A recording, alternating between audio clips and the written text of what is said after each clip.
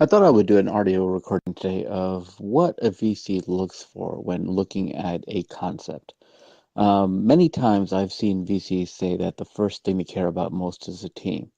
Yet, one of the greatest things I've learned about being a venture capitalist is that sometimes you could have an A plus team but a B rate product, and nothing you do will help you win in that space. Or you could have an A plus team and have a market that is so saturated or it's in such a decline that nothing you do can help that concept move forward. Great examples, if you think about it, it's like Yahoo. Yahoo was a once great brand that no matter how many CEOs were brought in with talents and diversity of experiences, they weren't able to right the ship. It was just a product that had lost its edge. So when I look at a concept today, I don't look first at the team. I look at really at first what is the product? Is the product really interesting, really exciting, something that like when you look at it, you're like, whoa, that's interesting, that's exciting, that's different.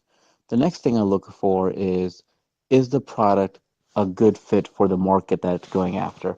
Is it a product that actually revolutionizes a market and destroys incumbents?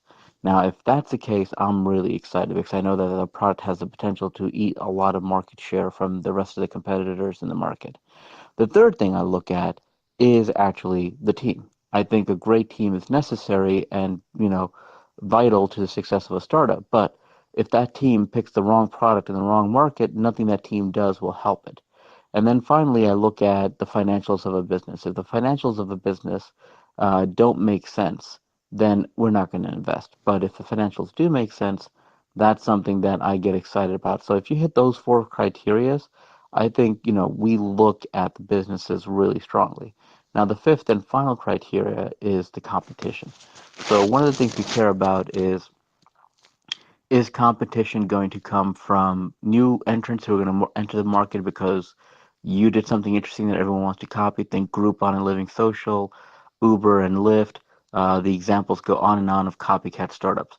Then we also look at incumbents who, feel threatened and would launch their own product. Think about when Google was in its early days, and then Microsoft decided to launch Bing just to counteract Google search technology.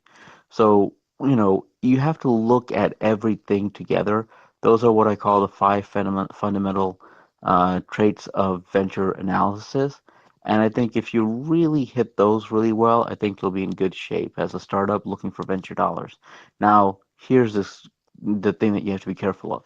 Even if one of those things is off, you're probably going to have a hard time raising capital.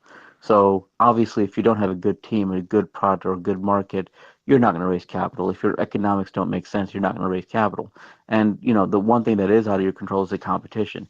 I've seen many times where entrepreneurs come up with really good ideas, they have a really good product, but the product is stuck in a market where there's a lot of competitors going after the same limited set of customers. And just because of the competitive nature of that market, it'll be hard for you to rise above the noise. And so many times, a lot of companies that probably would have done well in the long term cannot get even going just because they have the challenge of getting capital that is going to be hard to obtain because VCs don't believe that they could rise above the competition.